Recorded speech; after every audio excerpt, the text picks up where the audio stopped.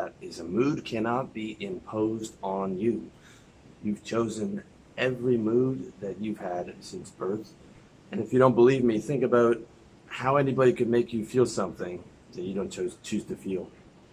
In the same way, someone can't make you see something that you're seeing through your own eyes. When you're unconscious, you don't see anything. When you're asleep, you don't feel anything. All those things come from you. You can't feel something that someone else makes you feel. Every feeling is a choice. And if you can, just think about it. Go back in time, think about any time someone's made you feel something. If someone could make you feel something, advertisers would be trillionaires, right? They could literally implant a feeling in your brain to go buy this $10,000 product. Okay, now they can try and influence you to feel something, but at the end of the day, some people are going to be susceptible to luxury goods, some people are going to not care at all, based on personal preference. Even though the advertisers put a lot of influence into getting someone to try and buy some luxury goods, some people are never going to buy into it because it's not for them, and that's a choice. And some people will because they like that, and that's a choice, and either is fine. But at the end of the day, what you feel about something is a choice. All right, that's why I tell guys, forget about you have depression, forget about you have anxiety.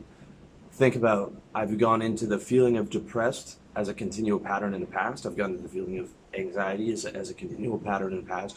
But I can change that by being vigilant and constantly focusing on my mood, as well as creating a lifestyle, creating a life that will maximize the mood. And that's what my entire site's about. Based around health, wealth, relationships, lifestyle, mindset, creating entirety of life, playing life as a game so that you can be in the best state possible, because life is only a series of state changes. So the mood thing, okay, and it's really subtle because we have words that connotate mood, but those words are wrong, okay? And a few examples are offensive or depressing, okay?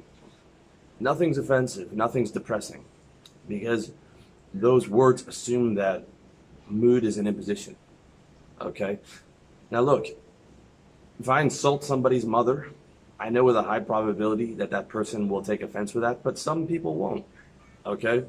Some people will not, some people will choose not to. In the same way that some people will see certain things, will feel depressed over certain things, some people will be able to shake those things off. They're not depressing, okay? You see this a ton in the public square, about people calling each other's words offensive. That's not true. That's saying basically mood is imposed on me. I have no control over it, and the words that you're saying have changed my mood, and they've taken no responsibility for their own mood. Okay, and this is not an excuse to go ahead and say a bunch of rude things. But what I'm saying is that the idea that they're offensive is not true.